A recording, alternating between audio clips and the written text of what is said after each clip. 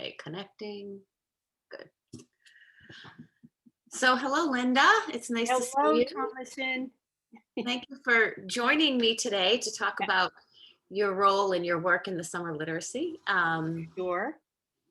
We would love for you to talk a little bit about your history and experience at the New Hampshire Literacy Institutes. Well, I would love to talk about it. It kind of makes me feel old because I took part in the Institute for so many summers, probably 30 plus years ago, with Don Graves, Don Murray, Jane Hanson, uh, so many just wonderful teachers in the Institute. But I took it for so many years that Tom Newkirk finally said to me, "Look, I've got no more numbers to give you. How about you just teach in it?" I love it. Okay, that sounds good. So that's really kind of the history of my association with it. I think I've been there for close to 30 years now, Yep. and I just love it. It's a high point of the summer, and it's what has driven my teaching. It has grounded everything. I still remember one of the first classes I went to was with Don Graves, and I just kept thinking, so this is the way you could teach writing? And then another course with Nancy Atwell that kind of coupled it with reading, and both of them were just eye openers for me. And I've always taught that way. And what I mean by taught that way is what Don learned from Mary Ellen Jacoby, that Mhm. kids need choices about what they're writing and reading. They need time to actually work hard on something they care deeply about that matters to them, and they need positive response to it. So those are the things that just kind of grounded everything I've done for my entire life with kids, with other teachers, and for myself. I mean, the other thing I learned from Don Murray was keep a notebook because, as you know, I just keep forgetting names and I keep forgetting lines and I keep forgetting things that happened that I want to remember that mattered. And it became integral to the classroom that kids would say something and I would go, I do not want to forget that. Right. And having that notebook beside me just was essential and crucial. Yeah, and yours have turned into these beautiful kind of pieces of art along the way too. Well, I think because you know that so well too, keeping a beautiful notebook of your own. Karen Ernst once said to me, "You need to let this notebook not be so beautiful." She said, "Matter of fact, hand it to me. I'm going to throw it under my car tires." I'm like, no, you're not. But her point was, it should be the places that we make mistakes, that we're practicing, that it doesn't have to be beautiful. Absolutely. Absolutely. Yep. A place to play, right? Yep. And figure it out. Yep. Absolutely. And just to make you feel better, I feel like I have a 30-year tradition there too. So, age has nothing to do with it as far as I'm concerned, right? We're not old. And I love that you have that kind of history. You Right. get to that point where they're like, "Why could you just teach?" Yeah, why don't you here, I'll we'll give you 18 people. Yeah. That's the other thing I love about the Institute, the classes are small. Yes, I they mean, are. anybody who has, been in charge of running it has always, stuck with that belief that you need small classes so that you can talk together, that you can Mhm. collaborate, um, you can work on writing together, you can get conferences with each other. Yeah. Um, so I think that talk in those small groups are just very enriching.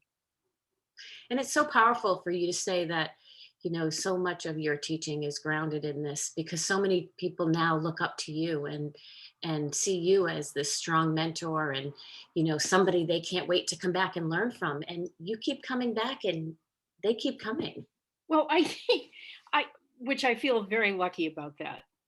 I just think the maybe part of the reason for that is that I always think I haven't quite got it right yet, and that I'm always questioning what I'm doing, questioning what I'm sharing with teachers.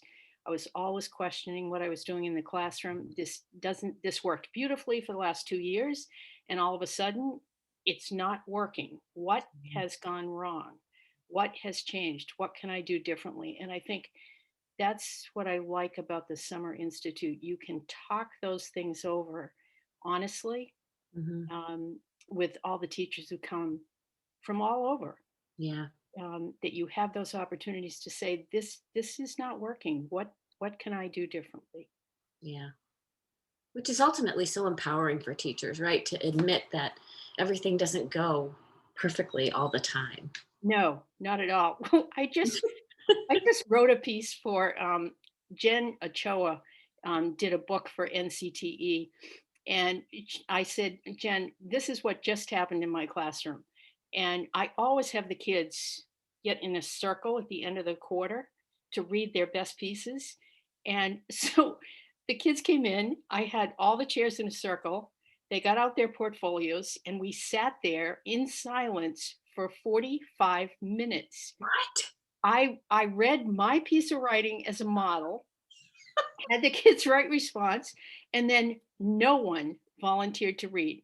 And the same thing happened in the next class, the next class, the next class. And then the teacher next door, Jay, walked by my room and we're just all sitting there staring at each other in a circle. Now, I've been at this for 40 years and I'd never had that happen before. Oh my But he god. said, "What the hell is going on?" And I said, "We're sharing our writing." And he went, "I'm not hearing an awful lot of writing." And I went, "Neither am I." So I thought, all right, we'll try it again the next day. Same thing happened, Oh my dead god. silence.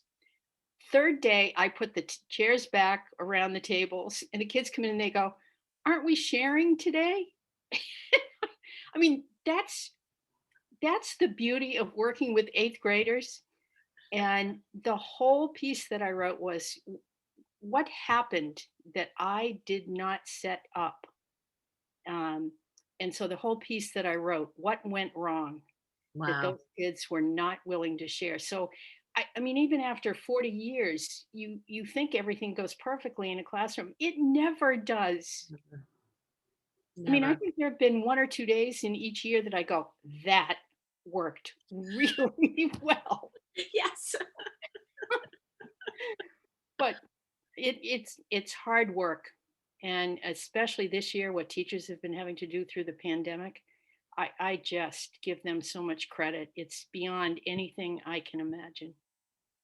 I know. I'm in awe. I wrote that to my teachers today. I just can't believe that, the fluidity with which you have moved through this year and how I admire you. I mean, Yeah. it it's just constant changes and switches and yeah, what a challenge. Yep, What a for challenge. sure.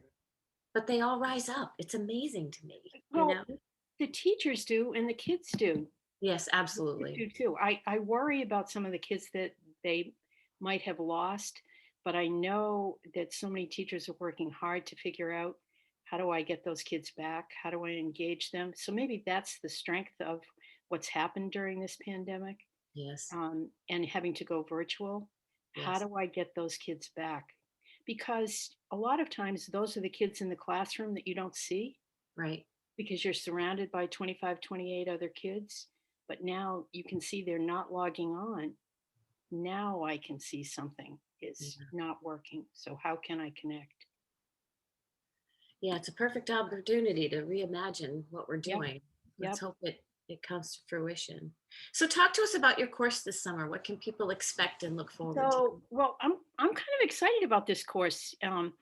I I have been writing a book, about using poetry to just mentor reading and to find craft moves in your writing. Because one of the things that I love about poetry is it's such a concise, powerful. I don't know. I kind of think about it as being the heartbeat of writing. Yeah. That you're choosing the strongest words. You're figuring out the format that will show the reader how you would like it to be read. So what I'm working on in the book is actually, going to be the focus of the course. That how can you set up your room so that the kids are reading a lot more poetry than, they have before. And part of it came from the fact that I had always done heart maps from Georgia Hurd, Right. And I love those for mentoring writing and finding pieces of writing. But then I thought, why couldn't I use those heart maps for kids to find poetry that connected to them? And then also, in hearing Donna Santman, who teaches in New York, talk about also introducing kids to poetry that they are totally unfamiliar with and cannot connect to it.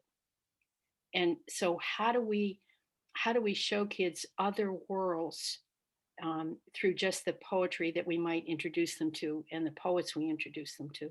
So I try to combine this with art, with the heart maps they're doing, with reading a lot of poetry, discovering craft moves that those writers are making, and producing what I've called, and I only did it for about the last 7 years of teaching, heart books. um, Beautiful. these are the poems that speak to me or that have helped me discover other areas of the world. So it's a collection of their poetry and mentors? Well, it's not the kids' poetry, but Ah, it's their responses to it. I love it. And it's so what did this poem make you think? What are the lines that resonated with you? How did it connect to you? Um, and I mean, there were kids who wrote. I certainly wasn't stopping them from writing, but I was trying to find a way to get them to read poetry, read more poetry, and also find something for them to do in the transition periods in the classroom during the year. For Nice. instance, they're taking standardized tests, and 4 or 5 of the kids have finished after 18 minutes in a 2.5 hour session. So if I have set up the materials correctly, they can just go over there, grab their heart book, start reading some poetry, find a poem that they absolutely love, Nice. um, and just do a double page spread in their notebook. So I tried to connect it with the reading, the art, and craft moves. Nice. So that's what, so teachers this summer will actually construct their own heart book. And I'm hoping that even in a week's session, we'll have time to even look at videos that they possibly can take one of those pieces of poetry and um, craft a video um, that goes with that piece of poetry that really spoke to them. I love that. Thank you. Makes me want to take the class, Linda. Oh, I always want to take all your classes, and you and I are always teaching at the same time. We are. We are. Um, so you said you were working on that book, right? Yep. Yeah. And that's going well?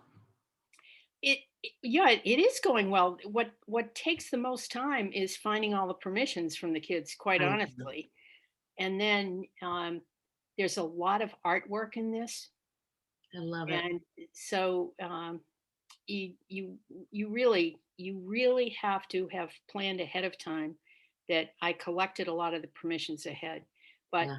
um, what I'm also trying to do is connect this to. I just read an article. I wish I could remember the title. See, that's old age.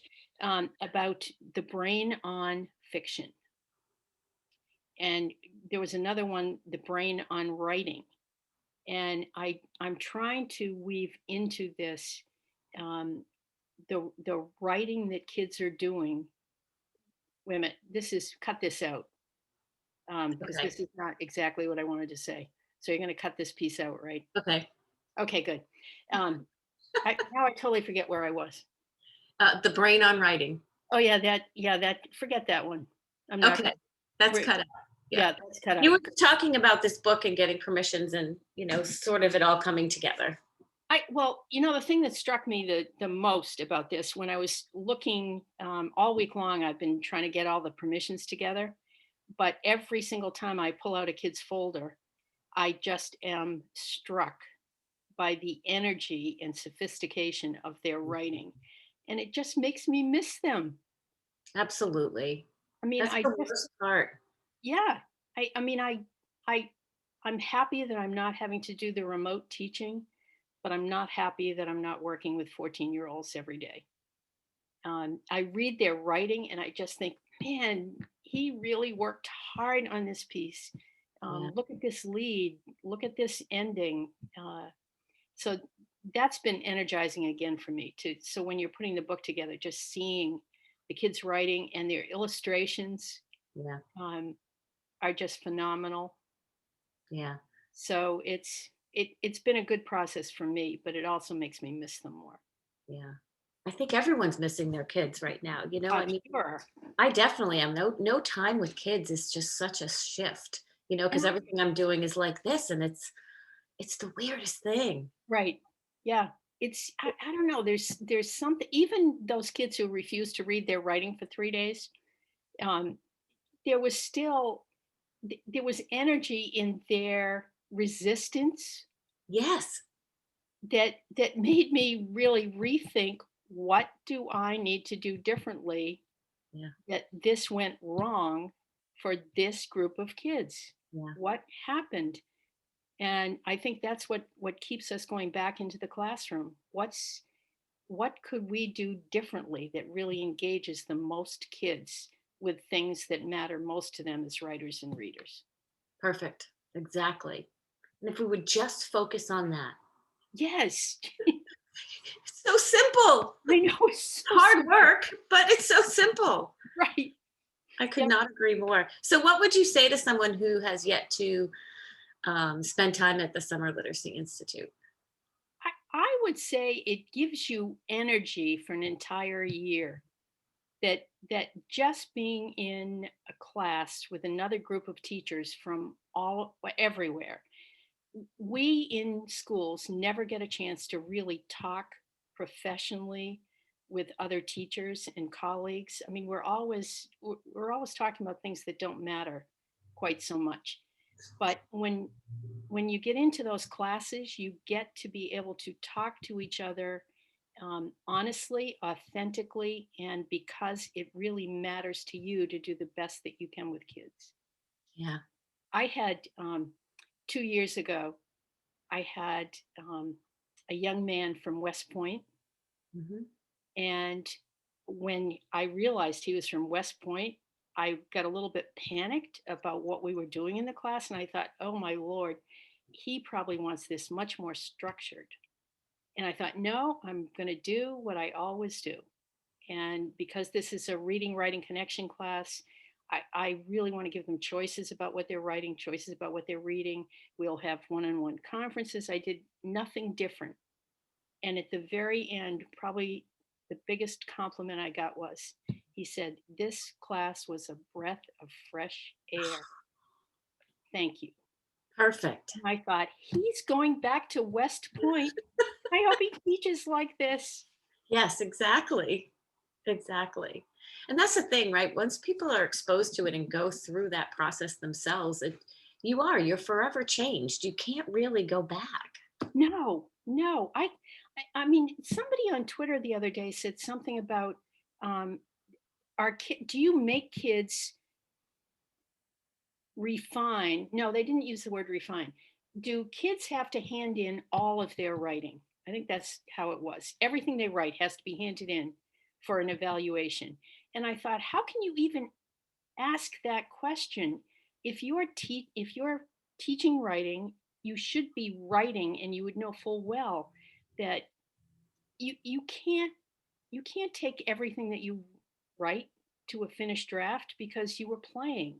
Absolutely. You were trying to find what mattered to you. Those are the ones you want to take to a finished draft. But that's what I love about I learned at UNH, is that those one-on-one conferences, you choose the draft of something, you choose the tiny sentence, you choose the phrase that surprised you the most, and just go on with that, work on that, develop that. Yeah. Yeah. Well, I thank you so much for being with us and think summer. Yes, think summer. Hope to see a lot of people there. Me too. Thanks, Linda. Thanks, Thomason.